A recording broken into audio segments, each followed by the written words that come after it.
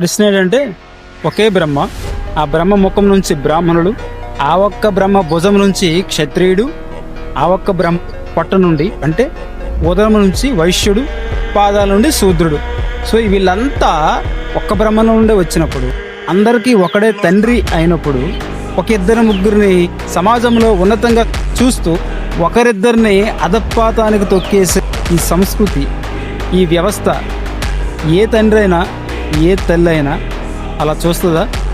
ఇందులో అసలైన ప్రశ్న ఏంటంటే ఒక్క బ్రహ్మ నుండే ఒక బ్రాహ్మణుడు వచ్చినప్పుడు, ఒక్క బ్రహ్మ నుండే క్షత్రియుడు వచ్చినప్పుడు, ఆ ఒక్క బ్రహ్మ నుండే వైశ్యుడు శూద్రుడు వచ్చినప్పుడు, ఒక బ్రహ్మ నుండి వచ్చిన ఆ బ్రాహ్మణుడికి ఒకటే కులం, ఒకటే ఇంటి పేరు, ఒకటే గోత్రం ఉండాలి కదా. ఇన్ని ఇంటి పేర్లు, ఇన్ని గోత్రాలు ఎలా వచ్చాయి? ఇన్ని శాఖలు ఎలా వచ్చాయి? మీరే చెప్పాలి. ఇన్ని వందల వేల గోత్రాలు, ఇంటి పేర్లు వీళ్ళ నలుగురిలో ఎవరికైనా ఎలా వచ్చాయి?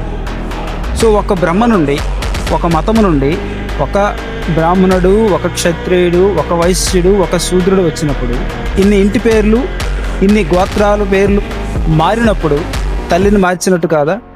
మీరు మారుస్తూ ఉన్నప్పుడు నీ తల్లిని నీ తండ్రిని మారుస్తున్నట్లు కాదా? నువ్వు మారితే తప్పులేదు, ఇతరులు మారితే తప్ప. మతం మారడం అనేది రాజ్యాంగం అందరికీ ఇచ్చిన హక్కు. నచ్చిన వారు మారుతారు, నచ్చని వారు అలాగే ఉంటారు. అందులో ఏ తప్పు లేదు.